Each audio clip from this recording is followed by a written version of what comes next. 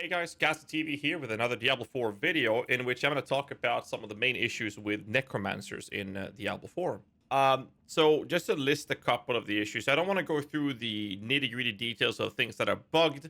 For example, you can take an example of such a bug would be that if you sacrifice Reaper skeletons, for example, that gives you 15% multiplicative shadow damage.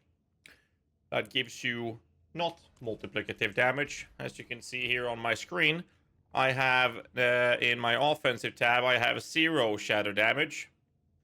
If I sacrifice my skeletons, I should get 15% multiplicative. Now, 15 multiplied by 0 is, well, what happens instead is that instead of it being multiplicative, I am actually, if I can find it, shadow damage, shadow. Look at that. Wow.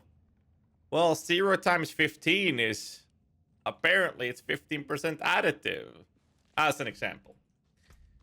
There's a lot of those issues. There's a lot of bugs, a lot of bug mechanics, a lot of weird interactions, to say the least. Macroboy did a good video showcasing Crippling Darkness lucky hit triggers versus, like, Hued Flesh, for example, which leads us to have 0 clue how to deal with Ring of Mendon procs through lucky hit. There's a long list of these things, not to mention the miasma issue, which we're hopefully going to see a fix on soon, which they said we're going to get. So what are the other Necromancer issues? You see the corpse there? I'm going to use an ability that's going to consume that corpse. You see how it doesn't reach it? If I get it closer... Oh, it disappeared now. If I moved a little bit closer, it would have worked. That's annoying. I'm going to see a trick for that. There's a corpse. I'm going to click on the ability with my mouse. If I do it like this, let's see if I'm actually in position. If I'm close enough or facing the right way, if I click the ability, it actually works. You see this? It's clicking to where my character is facing. If there's any corpses in this vicinity, it works. Here's another corpse. I click it. It actually took it by just clicking in it. This creates a scenario of your targeting being similar to the way it is on a controller. But if you do it manually, you're not just missing, you're actually still casting the ability. This is terrible. I don't even, like, it's just awful. There's a long list of problems in general when it comes to Necromancer, and not to mention the lack of information, even though we've asked for it when it comes to what scales your stuff and whatnot. Minions are very, very tricky with that. For example, Ring of Mendon, which is something I've been working a lot with, seems to be gated on scaling with our personal damage and not our minion damage. The way we verified that is by getting a 100% critical strike chance, where the minion should only be getting 30%, but instead we are seeing a 100% chance to crit on this effect. So that indicates that this should be something we are doing, but it's delivered by the minions. However, flat damage number on this ring indicates that we should see very small variances of damage dealt by our minions, or ourselves in this case. Whereas the differences would be, is the enemy vulnerable? Do you have this or that buff up? Are you close or distant to the enemy? That should be the small differences you should see in numbers. But instead, we're seeing very high variances of damage output. Right now, I can see 500,000 to 1 million crits, but I also see 3.5 million crits with this current build, and it's not even close to done. That shouldn't happen. And even if this damage was based on our damage, and it would be the variance would be based on our weapons damage, which only differs with about 1,000 damage difference. When you're having a base damage of 17,500, you're not going to see very big differences in the end with that, even if that is base damage. So again, we don't know. It's impossible to tell, on top of not knowing exactly how this will trigger, other than 10% unlucky hit. But we've already verified through the test of a macro from the Crippling Darkness with the Corpse Explosion Miasma, for example. So it's all just a mess. There's a bug with the Abhorrent Decrepify, which allows minions to trigger this, which indicates that minions' special ability seems to have some sort of inherited lucky hit chance, for example. It also triggers from Thorns, which we have verified multiple times over, does not have a lucky hit component. So this is not a lucky hit component issue or bug in that department. The bug is actually Abhorrent Decrepify. Okay. There's no verification other than that we know that it's bugged. That's literally it. A major part of not understanding bringing Menlo if it scales with us or not is actually whether or not we should be using Hellbent Commander, or if we should scale things like our Amulet with Ranks of Amplify instead. Because there's a big difference. It's 10% per node instead of 3% per node. So it's just really annoying with the long list of issues the Necromancer have. But I will say this though, outside of the long list of minion issues, I think that Necromancer have two very, very well-performing high-end builds, one being Bone Spear, which is the best build for the Necromancer when it comes to party play, leveling, bossing, and generic speed with a very low amount of gear in early Nightmare Dungeons, all the way up to like tier 50, even 50, 55, 60 maybe. That's really good. Anything above that in terms of Nightmare Dungeon pushing, the Exploding Shadow Mist build is just way better than anything else. But that one is not going to have a good time versus Uber Lilith, for example.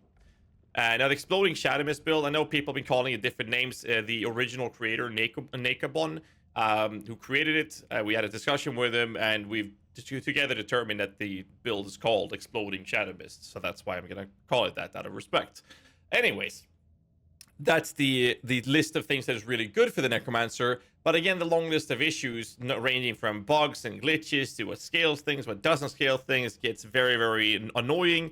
And then you have the problem like I've showed you with the corpse targeting and a couple of other issues in general. And if you then take a look at other things, for example, ultimate powers, Bone Storm is just absolutely cracked when it comes to most builds, especially with the whole idea of CDR stacking and everything. And that kind of comes down to how well designed the character is. If you take away all the bugs and glitches, the Necromancer is actually rather cool design. Because a lot of everything works in symbiosis with one another. There is though one small detail, and that is that the vast majority of the builds are going to run the Decrepify to reset the cooldown to consistently play with everything. Many other builds, you'll see a mobility skill, or they have like a range of different buffs, and then they have like one or two abilities they're actually using. Whereas the Necromancer have an arsenal of abilities, and they want to use all of them, which is really, really nice in general, but it does prove problematic as soon as you involve minions. Now, you can do so with a pure minion build or a hybrid build using minions, which is how they wanted to design it. Thanks for confirming that, Adam Jackson, on Twitter. And the problem is action bar. I wanted to use the golem with this build. I couldn't. There's no way I can fit this on my action bar. I'm using Corpse Explosion. I don't even have it on my action bar because there's no room for it. And the reason for that is that I had, the result of that is that I had to use Explosive Shadow Mist on my helmet. It's how I generate my Corpse Explosion, which is very, very important for this build. But it's literally the only thing I can do to make this happen. I have to go into Blood Mist to pop my Corpse Explosions because I want to use minions. And I still don't have enough to get the golems out there. I don't know. I think a lot of people want to see like minion builds being the lazy playstyle. That's the perception most people have of minion builds in this game.